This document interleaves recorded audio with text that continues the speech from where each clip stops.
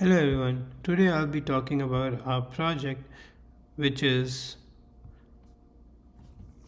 a multi-cloud orchestration prototype that provides one common API for AWS, GCP, and Azure.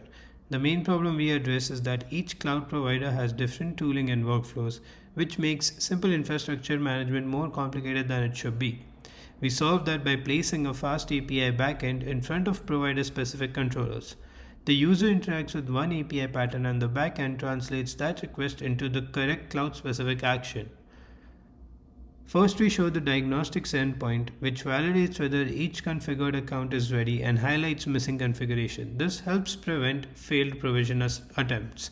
So as you can see at the diagnostic accounts endpoint, we have three instances, one from three cloud services, one from GCP, AWS, and Azure. We also have this good feature from Fast API that visualizes all the endpoints for us. Our project is using the Fast API backend as a universal orchestration layer. The key idea is that the user does not interact directly with the three different cloud SDKs. Instead, they use this one consistent API and the backend routes the request to the correct provider controller. So now, if you want to see a common instance listing API, we go onto the GCP1 instances as displayed by this endpoint here. We enter in GCP and GCP1 and it will give me all the instances that are listed there. The root structure stays the same across providers. The only thing that is changing is the provider and the account name. This consistency is the main value of the project. We hide provider specific implementation details behind one shared interface. Next, we can see provisioning of one of the instances from the GCP endpoint. So if we change this,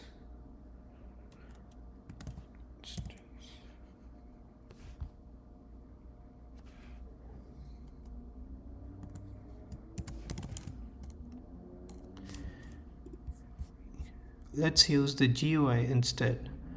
We can do the create instance here, then we do GCP _1 demo live GCP, and then we do execute.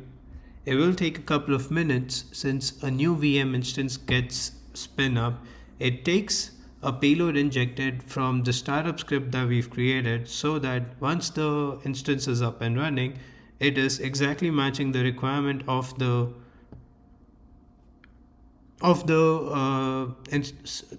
base image itself. As you can see, the demo live GCP has been created successfully, and if we hit the list instances endpoint again, we should be able to see it on our side.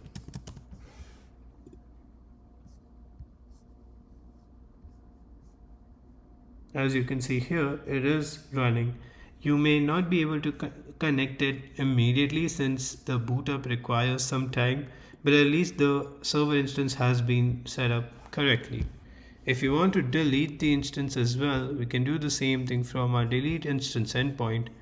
We can just go to GCP _1 and demo live GCP.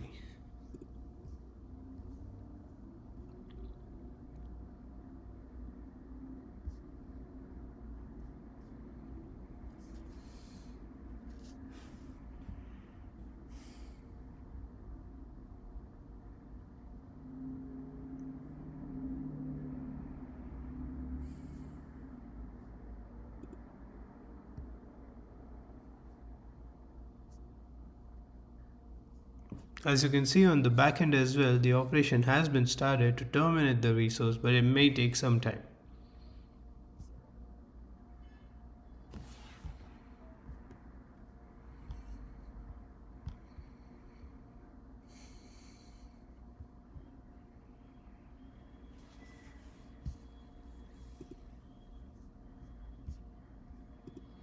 In the meantime, I can display the front end dashboard that we have created as well.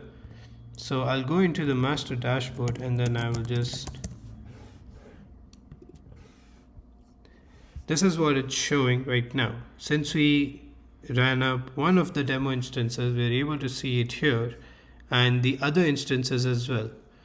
While the dashboard right now does not have a provider column, we can add it so that we know which instance belongs to which provider, and this way we can track based on the CPU usage and whether we want to provision new instances in that specific provider as well.